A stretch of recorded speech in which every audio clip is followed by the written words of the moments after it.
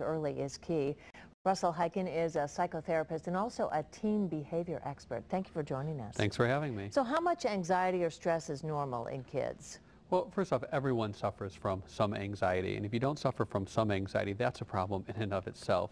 But what distinguishes acceptable anxiousness from something that's clinically complicated would be the intensity. Are there panic attacks associated with the feelings, as well as duration, and that's the anxious feeling that lasts long after the event has occurred, and that can lead to phobias. But there is actually a good level of stress, right? There is. Good stress pushes people to do better, to work harder. It motivates. It's that pit in your stomach that says, you know what, I need to spend an extra few minutes working on this presentation before I give it.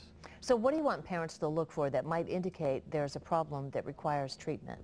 Well, I think you need to really be paying attention to your kids because sometimes the signs can be really subtle. It can be a migraine, or it could be the occasional opting out of a family event.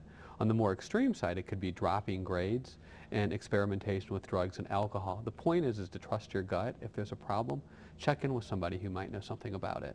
Now, the difference between anxiety and depression.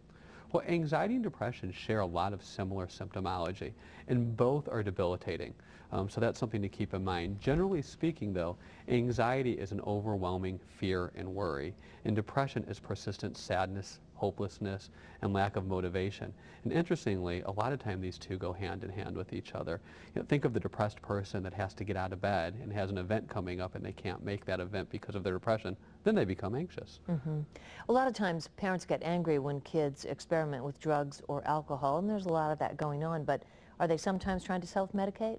I think they are sometimes trying to self-medicate, and that's what I said before, is you got to pay attention to the kids' behaviors. Is what they're doing developmentally appropriate, or is it beyond what they should be? So you tell parents to trust their hunches. How do they get a child assessed?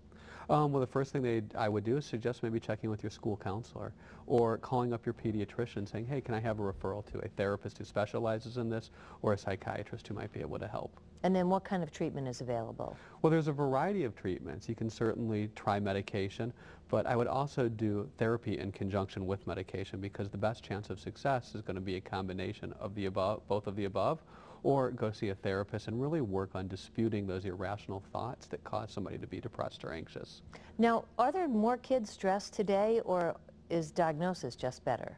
I think diagnosis is significantly better, and I also think it's more acceptable to have a mental health issue. Right. I recently read a study that 10 years ago, 10% of all college students had a mental health issue, and now there's 15%.